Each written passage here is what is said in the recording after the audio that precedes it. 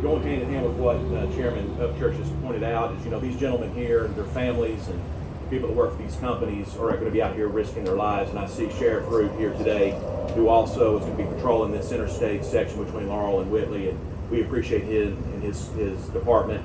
And I also wanted to point out that Representative Bray was instrumental in getting this funding as well. So during the budget session that funded the widening of I-75, I was honored to serve as Vice Chair of the Senate Transportation Committee, working closely with our next speaker. Senator Jimmy Higdon has been both a great friend and a fierce advocate for Kentucky's infrastructure. Every local official who cares about their city, county, and state roads owes a debt of gratitude to our transportation chairman, who's done a stellar job in his role as chairman.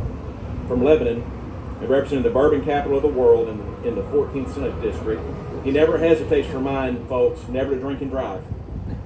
His safe driving messages appear in local papers more often than the date at the top. It's my honor now to turn the microphone over to the man who keeps our state road plan on the straight and narrow, my good friend, Senator Jimmy Higdon.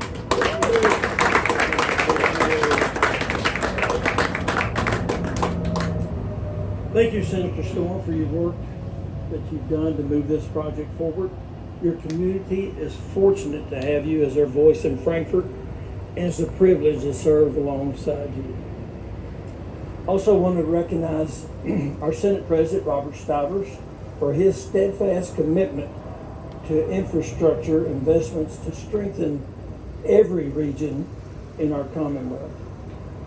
Also want to acknowledge Chairman Upchurch for his help on this project.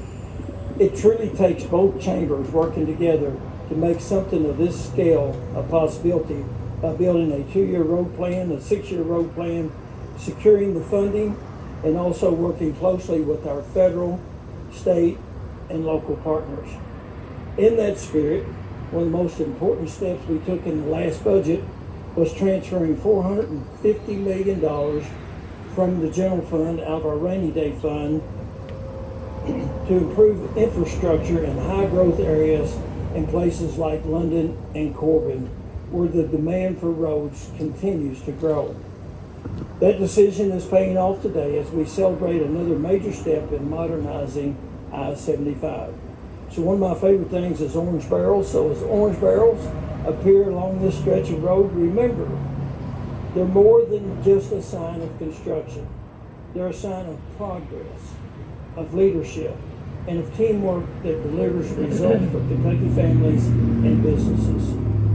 As Senate Transportation Chair, I've been fortunate to work with Transportation Secretary Jim Gray, who understands the importance of keeping Kentucky moving forward.